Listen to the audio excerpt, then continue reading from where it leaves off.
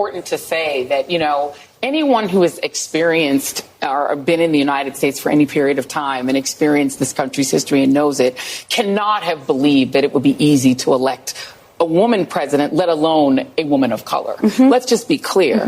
And nothing that was true yesterday about how flawlessly this campaign was run is not true now. I mean, this really was an historic, flawlessly run campaign. Queen Latifah never endorses anyone. She came out and endorsed. She had every prominent celebrity voice. She had the Taylor Swift, she had the Swifties, she had the Beehive. Like, you could not have run a better campaign in that short period of time. And I think that's still true.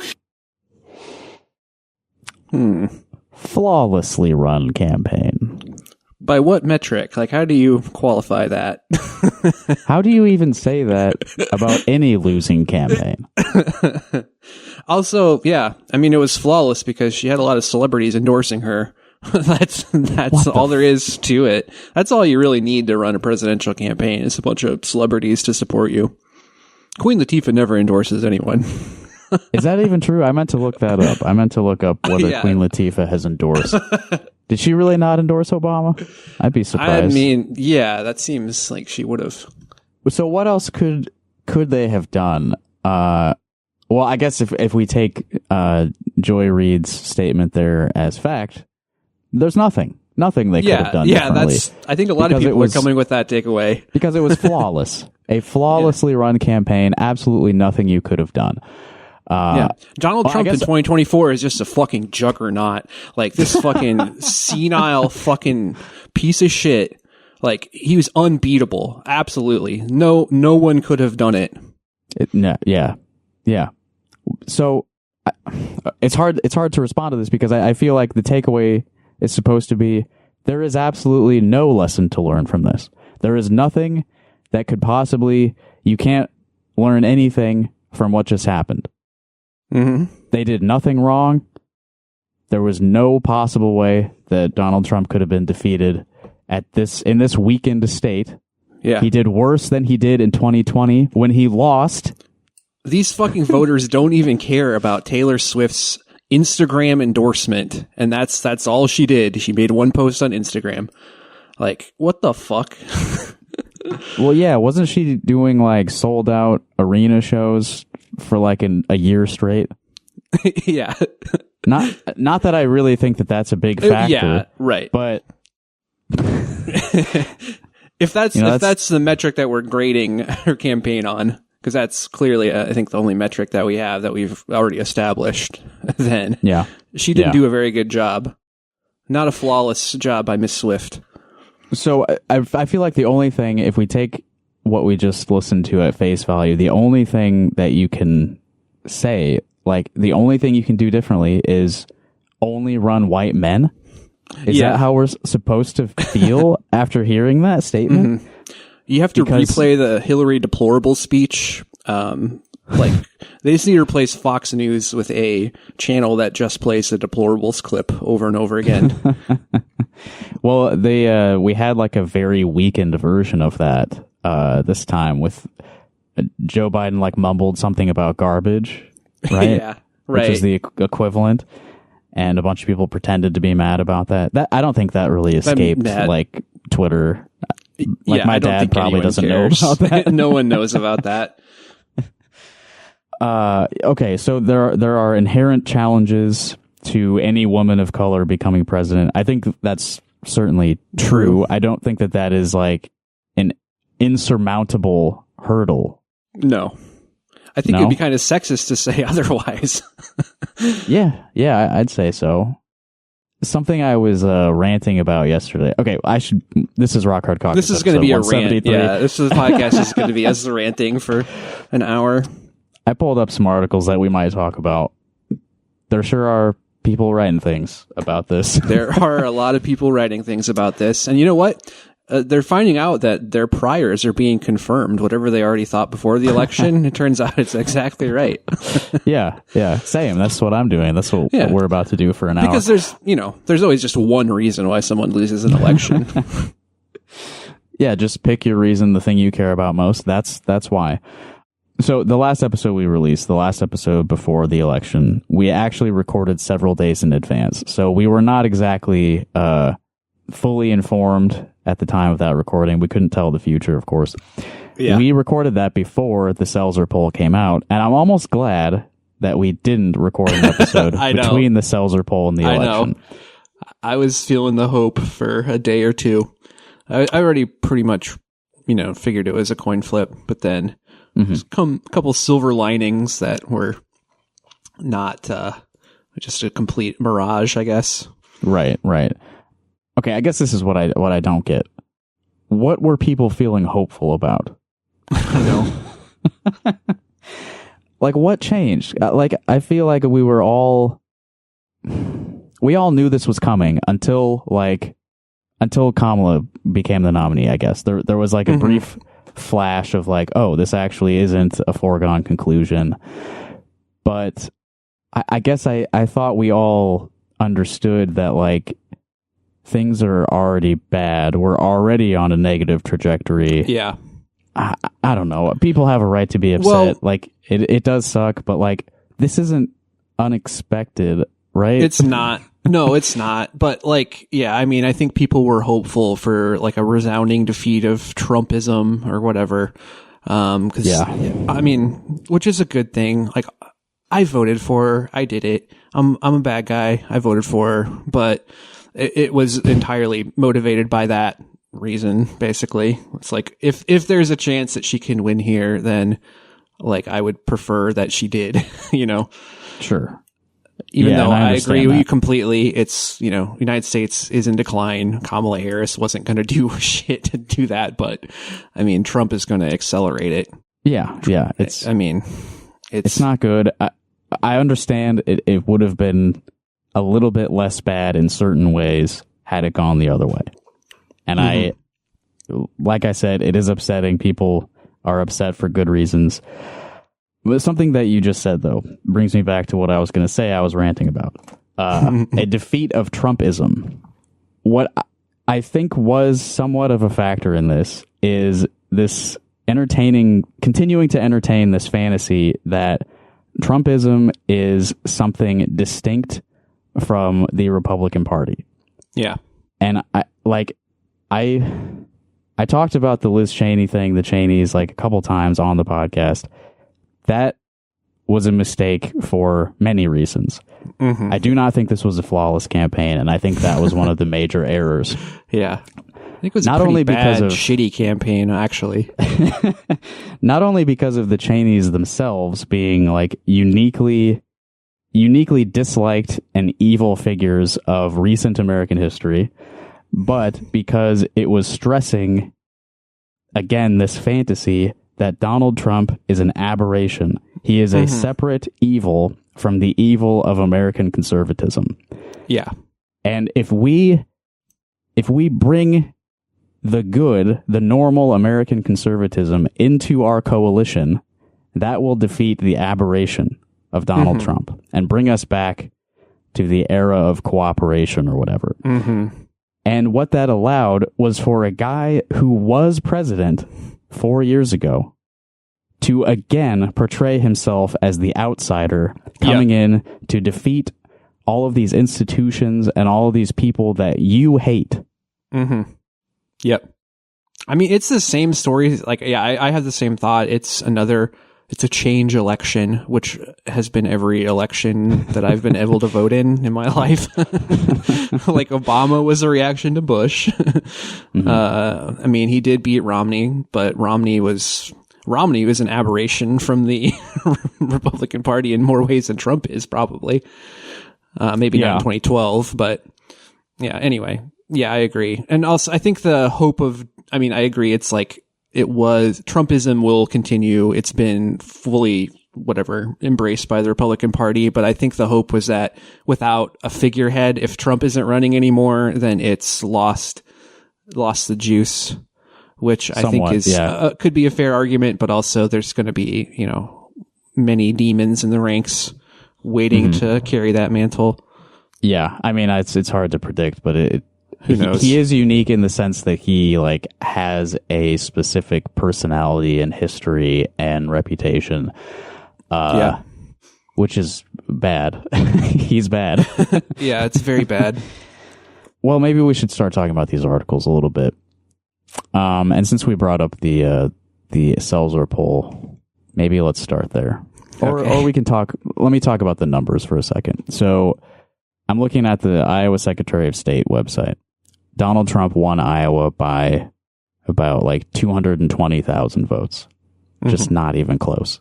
It was like 15%, over 15% more than Kamala Harris. Yeah. Christina Bohannon lost by, looks like, about 800 votes or so. Lanam Bakam lost as well, by even more, about like 15,000 votes or so. And then Sarah Corkery and Ryan Melton lost too. Not a surprise. Not a surprise. And I don't have the last election pulled up to compare, but same shit. Yep.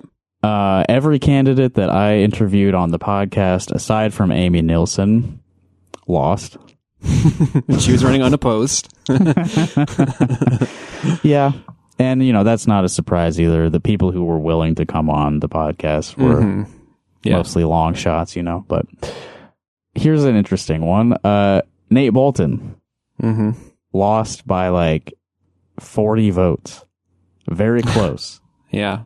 I don't know if you can contribute or attribute this loss entirely to his behavior from 6 years ago. I think 40 votes, though, I think you probably... I mean, again, there's any one reason why anyone loses an election, but I think in a hypothetical universe where he didn't do that, he probably could have picked up those 40 votes.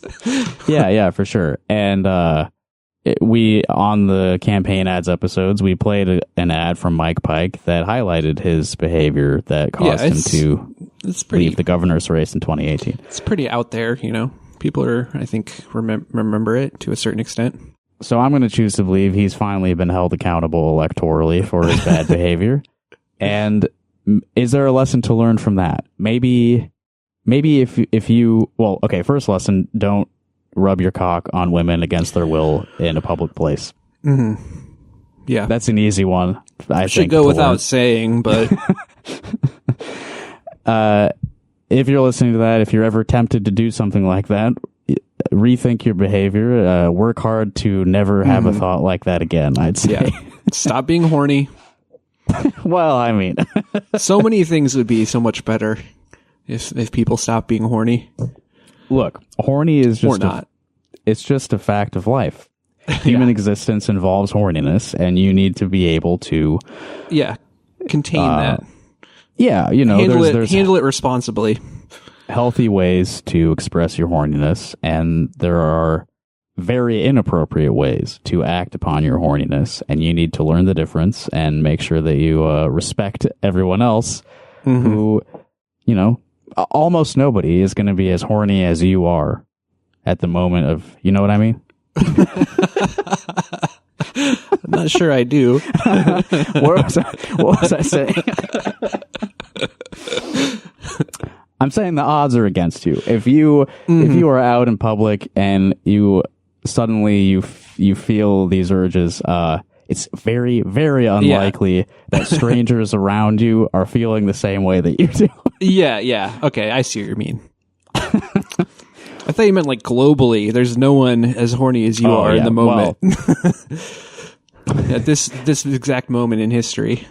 we all have our own, moments throughout the day. Yeah. Anyway, we're let's get off this topic. We're adding some levity to a serious thing. Don't sexually assault people. It's that's the clear lesson from that. But another lesson is when you have made a mistake like that, done something wrong to other people, and there are immediate consequences to your political career, maybe consider that you should not be in a position of authority over a lot of people. Yeah. Maybe take a step back, atone for your sins in a way where you are not participating in the lawmaking process. Okay. Well, yeah. Yeah. And if you share a political party with this person, maybe do not elevate that person to a position of leadership. And anyway, 6 years later, one of the craziest guys running for office in the state, a guy who thinks that women should not be in the workplace, children should not be going to public schools. That's Mike Pike. If you learn those lessons beforehand, you are not put in a position where a guy like that can run an ad featuring the truth, which is that Nate Bolton sexually assaulted women 6 years ago. Yeah. And then a shocking defeat. Yep. Yeah. And then there's the counterpart in the other party, Brad Zahn, who also lost and also has a history with women and being a piece of shit. Yeah, I don't think that, what was his opponent's name? I forget. Matt Blake. Matt Blake. I don't think Matt Blake ran any ads about the screaming outside his ex-wife's house at midnight. Yeah, true. But that was those ads were heavily, that race was about abortion, at least to some extent. Real proud. A lot of them were. Yeah, real proud. Yeah. And still, Democrats lost House seats. Yeah. Okay. So a lot of people, myself included to some extent, believed that abortion would be a major factor in deciding this election. And it was in some like very isolated races. But apparently it was not enough to give the Democrats victory overall. Yeah. And I don't think that means that the electorate wants to restrict abortion. I think it's that they do not want to vote for Democrats. Yeah, they're demotivated for other reasons. I mean, like the hope with the abortion, focusing on abortion, was that it was going to increase turnout in Democratic areas, which unfortunately does not seem to have happened. Yeah. Yeah, it did not. Because again, there's other things demotivating people other than that. And honestly, I mean, the Republicans don't care. They don't care. They're going to run ads like Marionette Miller Meeks about, like we have access to contraceptives, so you don't have to worry about it. If you're, an upper class, white person, you don't really have to worry about it so much as long as you have the ability to get it somewhere. Like if you have, like it's fucked up. Yeah, but yeah, sure. Unfortunately it doesn't have the same effect on Republican women that, well, I mean, I don't know. It's hard to determine from the election data, but turnout's down compared to 2020. Majorly down. Yeah.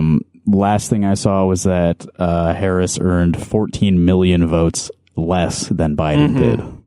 And Trump also got less than he did in 2020. Fewer votes. Yep. And still won handily. Speaking of abortion and increasing turnout for Democrats, one candidate that I interviewed, Roseanne Plant, she was the one who said that she doesn't believe abortion should be used as birth control. So kind of deviating from the party line on that. At least I hope that's the party line. The party line being abortion should not be restricted. She actually got the worst result, I think, of all of the candidates that I interviewed. Well, Danny Duggan didn't do very well either, but Roseanne Plant got 3,000 of 17,000 votes in District 13. The Republican Travis Sitzman got about 4 times what she got. So running to the center on certain issues did not seem to gain her anything. And maybe that was an unwinnable race anyway, but who can say? Okay, Ann Seltzer, should we talk about the poll? Okay. I don't have the numbers pulled up, but what was that, Sunday? 2 days before the election, the Des Moines Register released a Seltzer poll that showed Kamala Harris winning the state of Iowa by 3%, which I believe 3% was also the margin of error on that. So shocking to everyone. And last time there was a Seltzer poll, it showed the race, I think she was losing by 3, something like that. Yeah, like by 4, I think. Yeah, so there's like a 7-point swing. between the last poll. And that, of course, was a huge jump up from how Biden was doing here. And this obviously shocked people around the whole country and sort of set people up to believe something was going to happen. Well, and I kind of alluded to it in the other last campaign ads episode about how there's a lot of chatter about the polling being like broadly wrong nationally, and a lot of pollsters kind of hedging their bets and wanting to fall in line with other pollsters and being afraid to make assumptions that potentially could deviate from other results. And so this was seen as like, wow, because she's like, just polls the state of Iowa. She's like, I think she was like the highest rated pollster in Nate Silver's fucking contraption. She's an A+ pollster. Very good reputation for accuracy. Hasn't missed by like more than 4 points for like the last like 6 cycles or something. Yeah. So that was like a sign that she found something that all the other pollsters missed. And it turns out, nope, she was wrong. They were right. Yeah. It's crazy. So she was way off. Yeah, I think I said 15. She was wrong by 15 points, which is 5 times the margin of error in the poll. Right. Because, Kamala lost by 12 to 13%. And then, she was ahead by 3 in the poll. Jesus. And like I said, she's never been this wrong. So I don't really, I'm not doing this to ridicule, like, this person by any means. Like, I don't know shit about polling. I was buying it. I don't know anything about the poll methodology, whatever. I just see what's on my screen. But yeah. I bought into it to an embarrassing extent. So good thing we didn't record an episode. Well, I mean, who gives a shit? I still wasn't that surprised by her. Yeah. I was more like, oh, if she'll probably be within 5 here. And then that probably means that it's a national victory, Right. Yeah. And a lot of people allowed themselves to believe that. And a lot of people went a lot further than that, too, and really gassed themselves up that this will be a resounding defeat of Donald Trump. And look, I'm not trying to, I didn't want to be mean to them now. I don't want to be mean to them now. I didn't want to be mean to them then. I don't want to be mean to them now. But it was painful to watch people in the last couple of days be like, oh, it's over. We got this, no problem. Like, why are you doing this to yourself? Yeah. You can't just completely eliminate the possibility that this will go wrong from your mind. There's no benefit to you to just absolutely believe that this is over. Okay, so Ann Sulzer wrote a little thing for the Register that came out this morning about why did I fuck up? What happened? I'm writing this to cover my ass. Headline is, we'll look at data to try to understand Iowa poll miss. Again, this is Ann Sulzer herself writing this. What a big miss for the Des Moines Register / Mediacom Iowa poll. Great start. It followed an unprecedented worldwide fascination with an outlier poll showing Kamala Harris leading Donald Trump by 3 percentage points.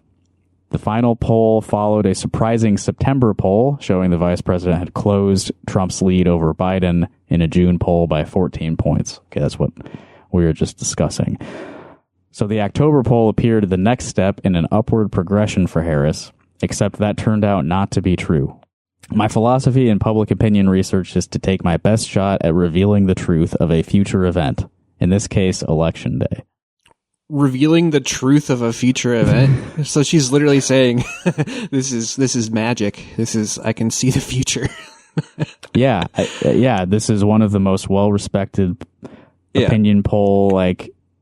It's not just a sample of a group of people. It's actually revealing the truth of a future event. Right. Well, to be fair, take my best shot at revealing the truth of a future event. True.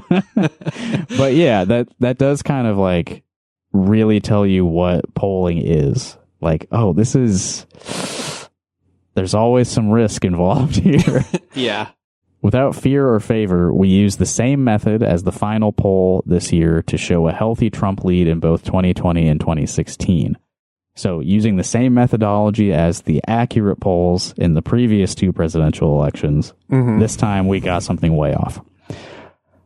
Those turned out to capture the mood of the electorate reasonably well, though both took fire from Iowans who doubted the findings could be true.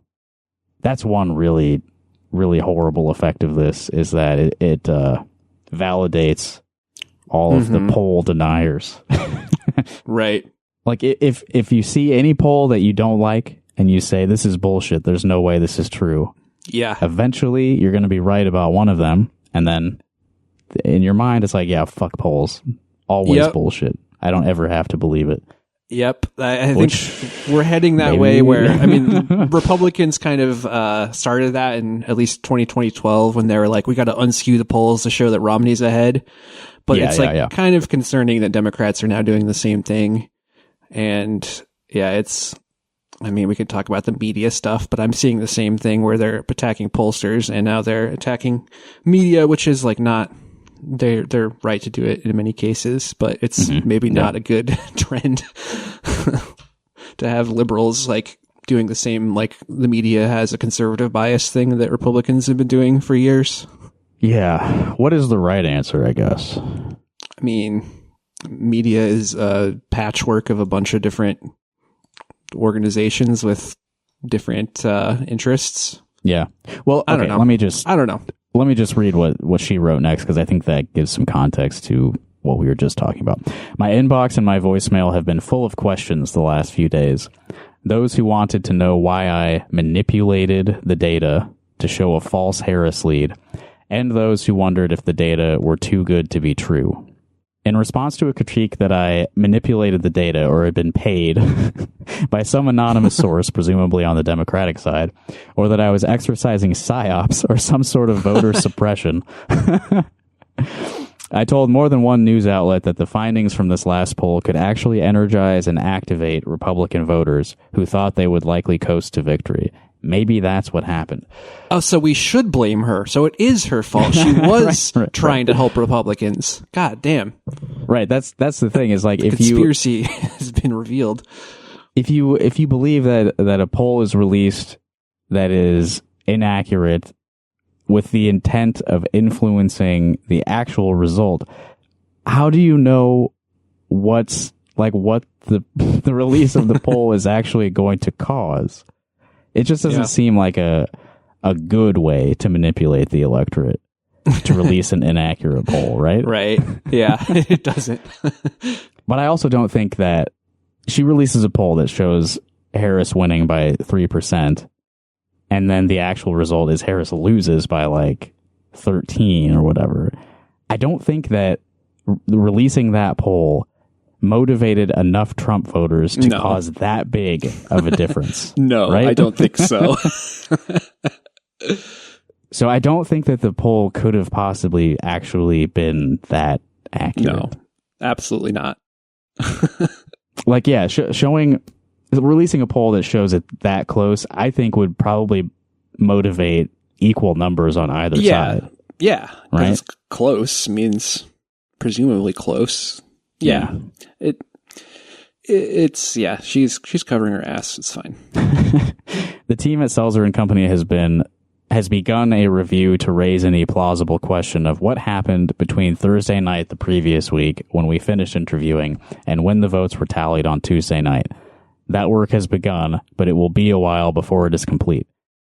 Again, I feel like that's assuming the poll you had accurately captured the electorate. I'm sorry. The electorate did not shift by 15 points in the time. Or I guess like 4 days, but yeah, I'm sorry. That did not happen. We could look at it from the other end and say that the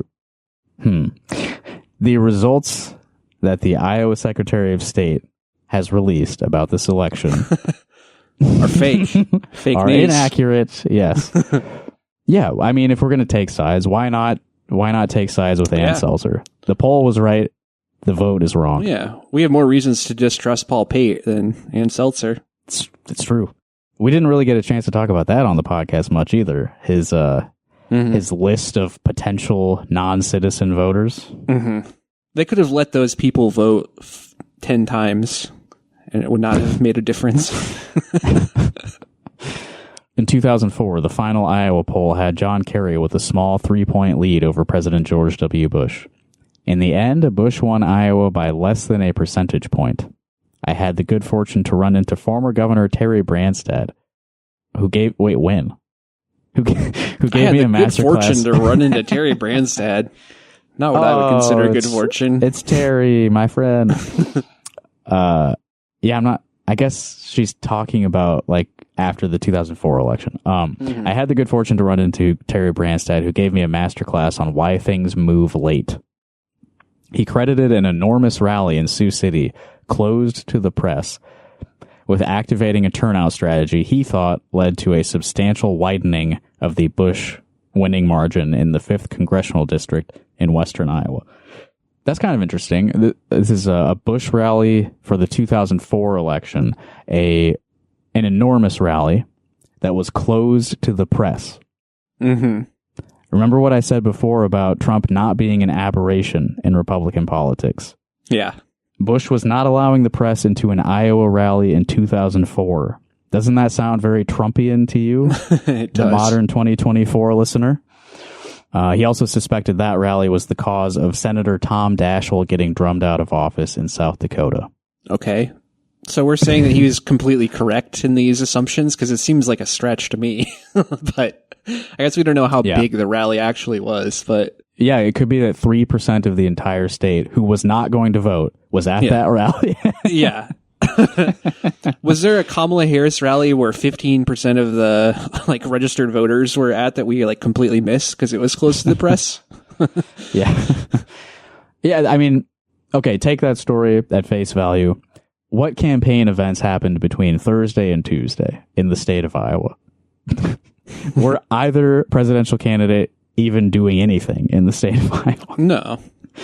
So obviously that story doesn't apply to this. That's the thing too, is they're not even polling us because it's a safe Republican place. That's why probably this poll had such a reaction. That's true. I mean, there was no other polling of Iowa to compare her poll to.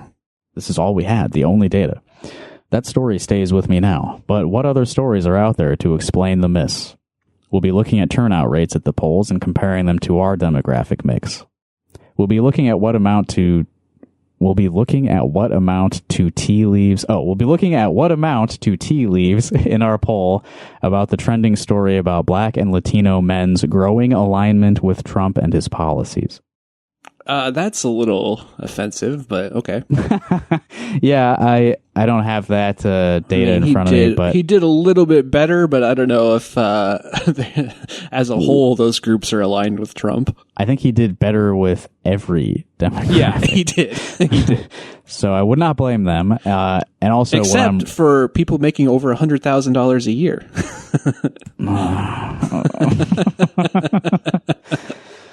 There's no place for us. What I'm recalling from some graph I saw on Twitter or something is something like 5% of black men voted for Trump. Come on, that is not a significant demographic shift.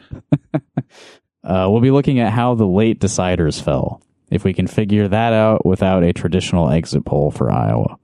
I was wondering where you get the data for that. How do you know which demographics voted? Exit polls. Same methodology as the polls, basically, except for sure that people voted. So they just sample people leaving polls and get their opinion. I mean, exit polls, I think, are pretty, thoroughly vetted, and I think they're generally accurate. Yeah. I just anecdotally have never been exit polled, so I believe it's fictional. It doesn't happen. And I guess that they do know which registered voters actually voted, and that can be cross-referenced with census data or whatever, I guess. Yeah, I don't know. They're pouring through the data. They're tabulating the results. They're gonna get to the bottom of this. Okay, I guess I shouldn't feel bad about being anecdotal, because Ann Selzer does the same thing in this paragraph. Yeah, a couple anecdotes. Yeah, I guess the Terry Branstad thing was too. At an anecdotal level, I had a sense of the late shift by listening to ordinary voters on a platform called Two Way, created and helmed by Mark Halperin. Why is she plugging this? The ethos of the platform is peace, love, and understanding, and giving others the presumption of grace. What? So Two Way is anti-American, is what I'm gathering from that, because there is none of that right now in the atmosphere 2 days after the election. No peace, no love, no understanding, no presumption of grace. Fuck everyone. How's that two-way hope working out for you? It is an outlet that specializes in civil discussions of voting and why people chose the candidates they do. The last few days featured proportionately more women who had been consistent Democratic voters opting for Trump. Absent was a counterpart of consistent Republican voters opting for Harris, the kind of cohort led nationally by Liz Cheney. Interesting. That was absent because the cohort does not exist. Yes, she did worse among Republicans than Biden did in 2020, while spending more time trying to court them. Yes. Where are all those Nikki Haley voters? Yes. Wait, they were just Democrats all along, like we talked about. Right, yeah, it's true. A national cohort led by Liz Cheney. How can you fucking believe that is any number of people? Mm-hmm. Consistent Republican voters who are now going to vote for Democrats because of Liz Cheney. Yeah. I mean, it's baffling. How did they fool themselves into thinking that this was real? It's an ideological preference. It's not about, it's convenient for them to go for Republicans because the Democratic Party is, we'll say Kamala Harris is much closer to Donald Trump than she is to the majority of people who voted for her. Yeah, I'd agree with that. Like an ideological, whatever, political spectrum. Right. I don't think she's committed to much. No. And I don't think most people voting thought that she was. Does anyone believe this? I feel like we've been doing this for 10 years. Anti-Trump Republicans. How do you still think this is a real thing? Mm-hmm. A few months ago, one woman still making up her mind said something that has stuck with me. Trump disgusted her, but Harris scared her. I doubt I can find data that can reveal how common these thoughts were. I feel like, one, she's making that a little more profound than it is. Yeah. Two, this is probably just a suburban white Republican woman. Yeah, right? That sounds like a pretty... like, all of her programming says that Kamala Harris is scary, but Trump is also, like, an unhinged maniac and kind of he's just disgusting. Yeah, for sure. But scared of what? The coming tide of communism. I don't know, inflation. Bidenomics. Yeah. Which I think, we haven't really talked about that, but I think it's, this election is an indictment on Biden more than anything to do with like how Kamala Harris, I mean, other than the fact that she didn't like meaningfully break from him, right? Particularly on economics. Right. He is the shadow looming over all of this. He is, he won on a fluke, just absolutely perfect political conditions in 2020 for anyone to have defeated Trump, and he is the guy that managed to be in that position at that time. He is not a good politician. He is not a smart man at all. Although if you compare his 2020 campaign to this 2024 campaign, I think there are things he did right for an electoral campaign that Kamala Harris did wrong. But basically what it is promising things that he then failed to deliver. Right. And his whole thing totally switched up after, or maybe before the midterms, where they're talking about the Build Back Better shit, infrastructure stuff, Back in the days when we all were mad at Joe Manchin for killing the extended child tax credit, which was probably, I'm sure, has lost a lot of votes for Kamala Harris.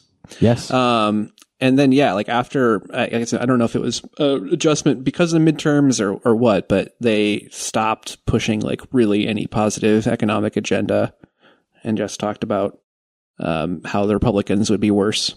Less effective at enacting the agenda that apparently both sides want. Mainly the immigration thing. Yeah, that too. But yeah, there was a big shift in the second half of the Biden term where he just stopped pretending to like push for any like progressive economic agenda. And yeah, a lot of people are attributing this huge loss to solely economic factors, which obviously had a big role. The Will Stancil style of just like denying people's negative lived experiences. Yeah, if you want to call it that. People feel like the economy has been bad, and if you look at certain numbers, they are objectively wrong that the economy is bad. But wages are increasing at the low end, like outpacing inflation. But what about housing costs? We're not gonna like. Yeah, I mean, speaking personally, I got basically 3 jobs. One of them I unionized in order to increase my wage at that job. And I right now have less money than I had during COVID. I work more, I have less money, and the things I need to buy to live are more expensive. Yeah. I don't think that is solely the fault of Joe Biden, but I don't think that touting Bidenomics and how good the economy is doing is an effective message when most people are doing worse than I am. Yeah, absolutely. It's so fucking crazy. And you mentioned that the only demographic that Trump did worse with this time is people making over $100,000 a year, right? Yep. Okay. What the Democrats tried to do this election is trying to carve out their own, like what they want their base to be, which is affluent white moderates, I guess. Yeah. White professionals, but then they also want to keep all of the same, historical Democrat bases. It's, I mean, I think that they must have acknowledged that they are bleeding those traditional base voters, right? That was what that Chuck Schumer quote where he's like, we can lose, for every one leftist or whatever vote, then we will gain. I don't think he said leftist. More. I think he said working leftist. Class. Yeah. Even, which is, I mean, I wish he would have said leftist. But then he said, we'll gain 2 Republican votes, moderate Republican votes for that. It's like the Pennsylvania suburbs, I think, specifically. But I mean, that's broadly, I think, their strategy nationwide. Is like, we're going to make gains in the suburbs. We might bleed out in working class areas a little bit, but it'll be offset. And I believe he said that about the 2016 election, which they lost. Right, which is another thing is they've been, nothing has changed like to their approach since 2016, other than maybe, the brief first 2 years of Biden's presidency, which were, again, like very weird conditions at the time, post-COVID. Right. COVID recovery, whatever, where there might have been a little bit more appetite broadly for like a populist economic plan. But I don't know. And that Chuck Schumer thing was widely ridiculed after that strategy failed. And they just doubled down on it. Well, they don't look at it as a failure because Biden did win in 2020 by the skin of his teeth in, like you said, an almost ideal climate. And I feel like kind of breaking from that strategy a little bit. Well, no, I mean, they had John Kasich at the convention and shit, but they tried to incorporate a little bit more of the Bernie platform. Right. The student debt thing, I think, was actually a factor in 2020. Yeah. Like, people were feeling a lot of economic anxiety, and the Biden 2020 campaign actually acknowledged that in some ways. Yeah. I don't know that was really acknowledged at all by the 2024 campaign. So yeah, there was a brief period of time where Joe Biden did a few things that were good, and then he just completely fucking destroyed any chance at them winning this time. Yep. And then Kamala Harris insisted on staying in way too long. The media, they conspired to convince everyone that he was fine until it became impossible to deny. One, he said he was going to be a bridge to a new generation, that he wasn't going to run again when he ran in 2020. But he said the bridge thing. I don't think he explicitly said he won't run again. I see. But they definitely wanted that to be like in the consciousness. Yeah. Either way, if that was in the cards that he was going to drop out, like it should have started like on day one after the inauguration. He should have dropped out before the midterms. Or not dropped out, but, dropped out of the idea that he was going to run again. Right. And I've seen some talk that, this is kind of how I remember people talking about it at the time. He chose Kamala Harris not because she is like a good successor necessarily, but because, he's an old, white, decrepit fuck. And choosing someone who is superficially, in many ways, sounds very different from him, that shores up some, people are obviously going to be concerned. So that shores up some of the demographic concerns. And I've seen people say that she was chosen because she is not or was not a political threat to him and would not overshadow him as a president. Yeah. I mean, going back to the idea that they're like, no one could have beaten Trump, which is, I mean, obviously we think it's absurd, but I think there's really no argument to be made against the idea that if there was an actual primary process, if Biden had already decided to drop out, that there was an open primary process where Kamala Harris was running against other candidates, that would have produced a stronger candidate and a stronger campaign.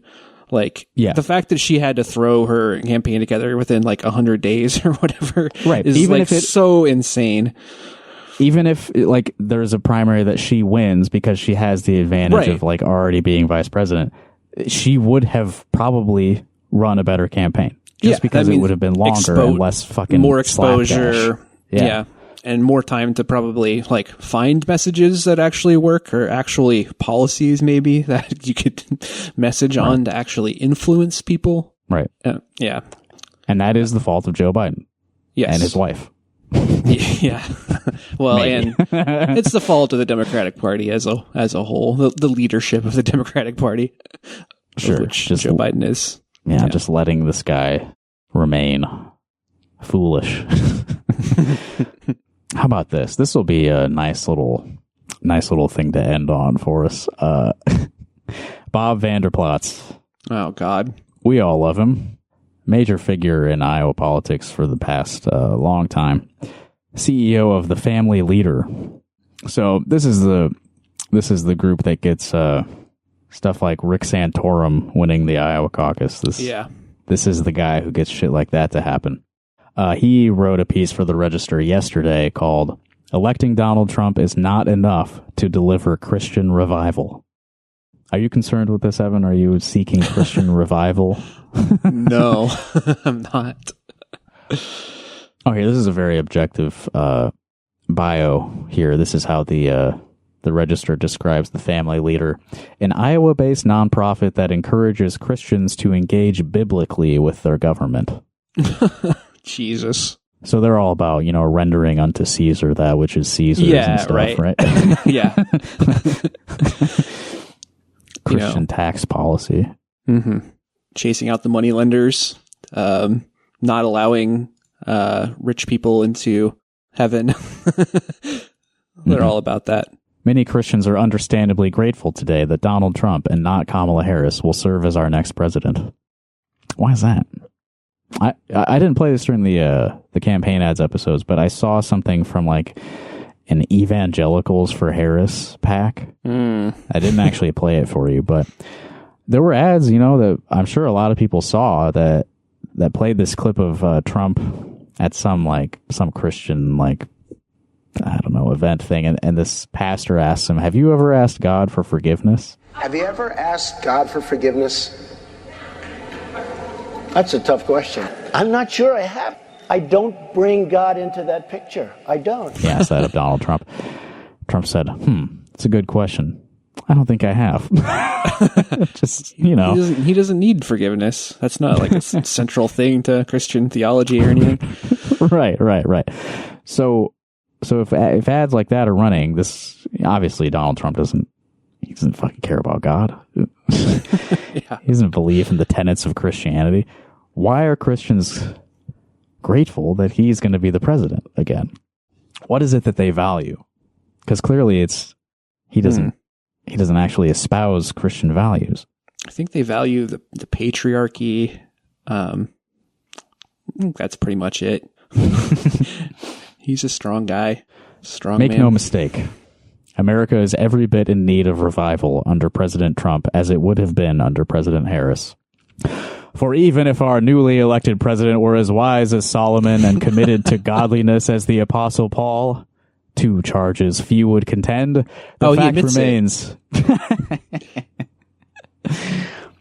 fact remains that our Congress, Supreme Court, and the vast federal bureaucracy that actually governs much of our lives are not.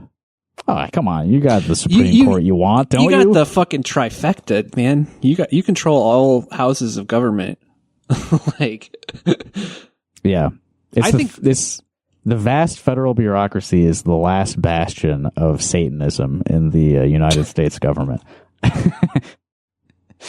In an American culture that is not only turned away from God, but is sprinting in the opposite direction, electing Donald Trump is not our salvation. As Psalms 146 warns us, put not your trust in princes, in a son of man, in whom there is no salvation. Blessed is he whose help is the God of Jacob. God, this is in the newspaper. I'm reminded. There's that Brett Favre tweet before the election that was like, "If America put God first, this is what the electoral map would look like," and it was just all red. Oh my God! In Cedar Rapids the other day, I saw a big old yard sign. I think I already showed this to you, but a big yard sign that just said, Jesus 2024, our only hope. I think we should be encouraging them to do that. Like, writing in God Christ. or Jesus. Like, I think he needs to, like, Bob Vanderplatz needs to actually, advise that. Cause I mean, that's what he's saying. You can't trust a politician. No. You only trust God. No. I mean, unless we had elected Mike Huckabee or Rick Santorum, in which case those men are as wise as Solomon and as godly as the Apostle Paul. Mm-hmm. But Trump, obviously, no. The church cannot and must not sit down now and sigh relief, as if electing Trump were somehow enough. In this election, we may have received a reprieve from some wrong direction policy positions, but this is a temporary mercy, not a solution. First off, I love talking about the church as one entity. Right. They always do that. They always want to lie. All Christians are united. Okay, no. Sure. I do appreciate this attitude, though, that when somebody aligned with your political ideology wins, do not treat this as a victory. Yeah. More people need to take his attitude, but in the other direction. Right. First we need them to win, and then second, we need to not congratulate them for winning, and then do whatever. I guess what I'm saying is, this is hindsight, but I really wish everyone would not have celebrated Biden winning so much. Yeah. Right. Take it. Just calm down a little bit. See it for what it is. Not something to be that excited about. But again, I get it. Donald Trump sucks. Living under a Republican sucks. Mm-hmm. It does feel good when they lose, and it feels bad when they win. I understand. The bitter division in our country should be evidence enough. This election did not unite America as one nation under God. You're going to be stunned by this. It may have even made it worse. Oh my God, really? Only Bob Vanderplatz could deliver a truth like this. electing a convicted felon might have inflamed divisions in our country. Yeah. Damn. Also, I wonder, I was talking with Ashley a lot yesterday and we were just sort of ranting at each other, but the concept of division comes up a lot. And especially I feel like it comes up with more squishy liberal type people. Like, this lamentation that America is so divided now. Like, what do you want? Like, how would you like that to be resolved? Yeah. A divided country should be an opportunity. Like, that means you have a chance to actually, like, grab power. Maybe. Yeah. Maybe. It needs to be divided into more than two. That's right. That's right.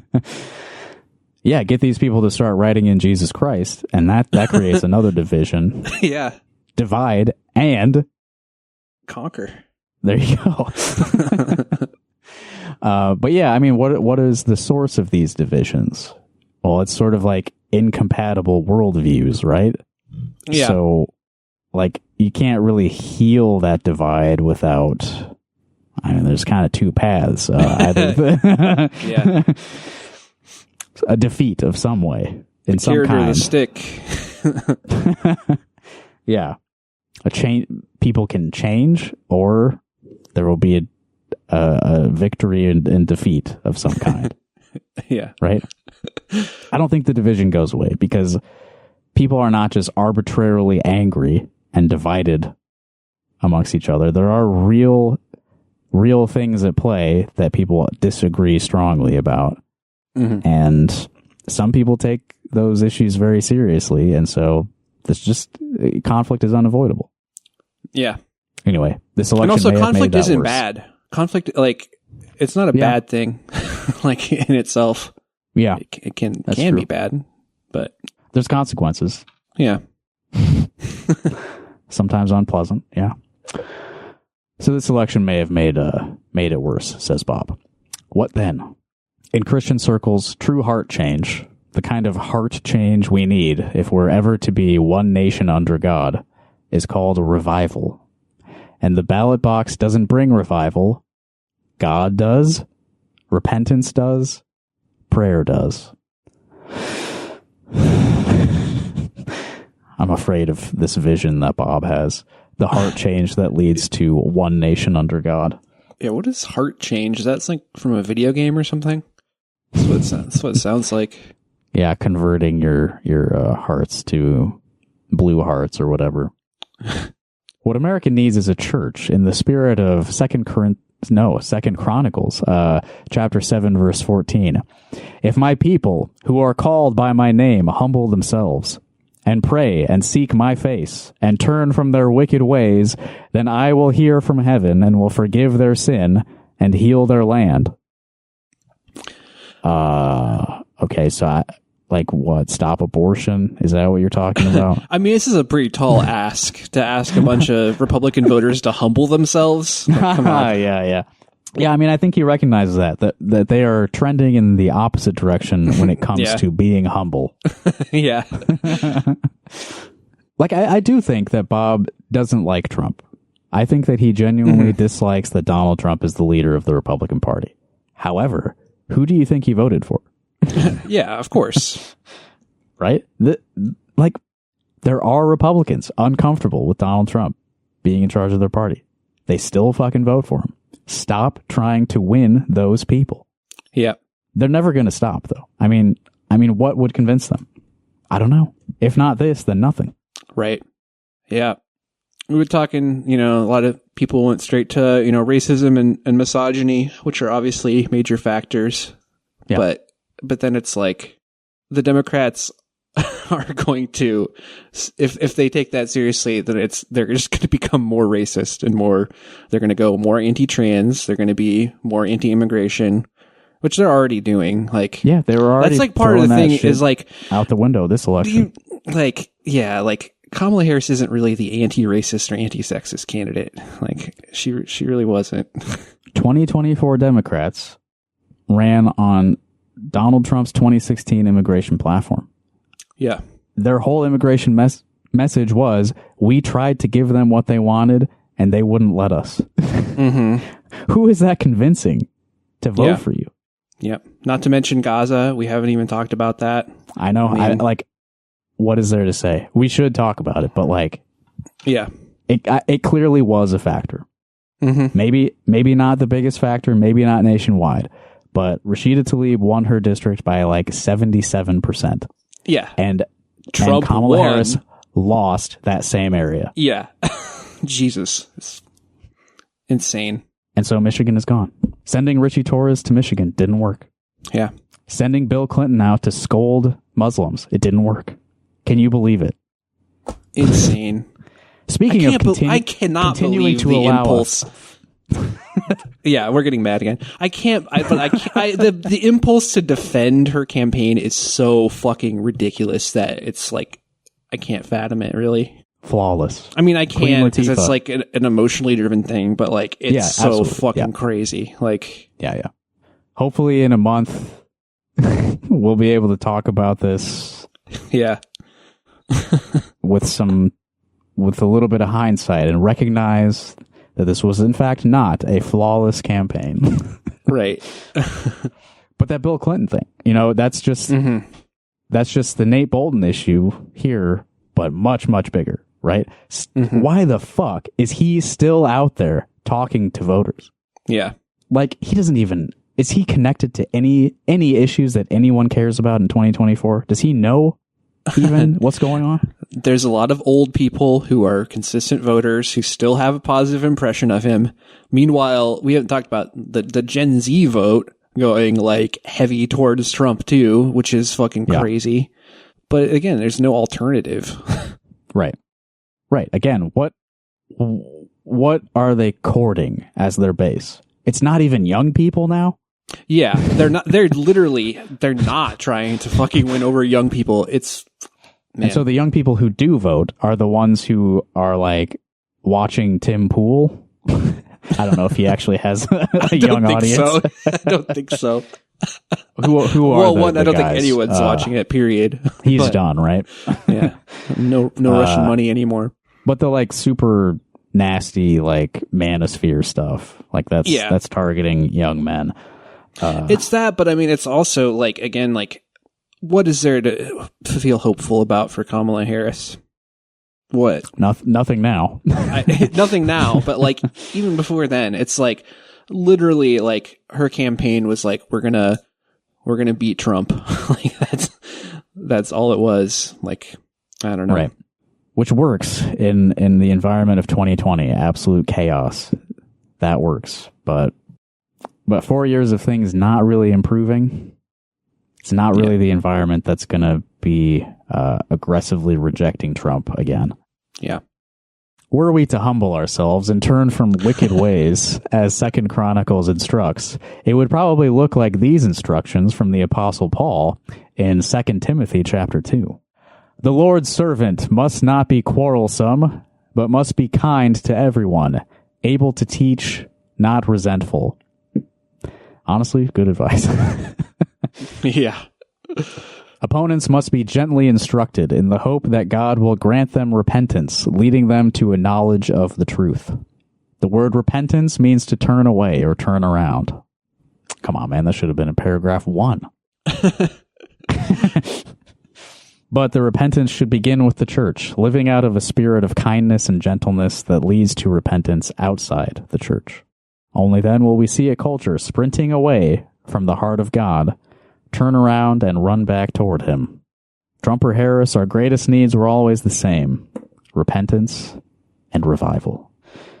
And if you treat a lot of this stuff as a metaphor, you can probably get something out of that article, actually. Regardless of who was going to win on Tuesday, we are still basically in the same place that we were before. Yeah, that's what I kind of came into this thinking. Really not that much has changed. I mean, we shouldn't look at elections as big change points necessarily anyway, because kind of trend has been in the same direction. Yeah. And I'm not saying that as some sort of consolation. I'm not saying that to make anyone feel better or try to discount the reasons that they're upset. Just a recognition that things were already very bad. Yeah, if anything, I'm saying pessimism was correct. And this place sucks because the people who lead it are bad. There's a lot of bad people who have the bad impulses toward their fellow man, which is exacerbated by a small number of wealthy people pouring money into propaganda that makes everyone hate each other, hate the other, hate people who are different from you, blame them for all of your problems, because the problems are real, but they are the fault of a very small number of people who benefit materially from a system that makes your life worse. Yeah. And guess whose life is also getting worse? The people you are incorrectly blaming for the problems. Yeah. Probably worse than you, actually. They probably have it worse. Almost certainly. Yeah.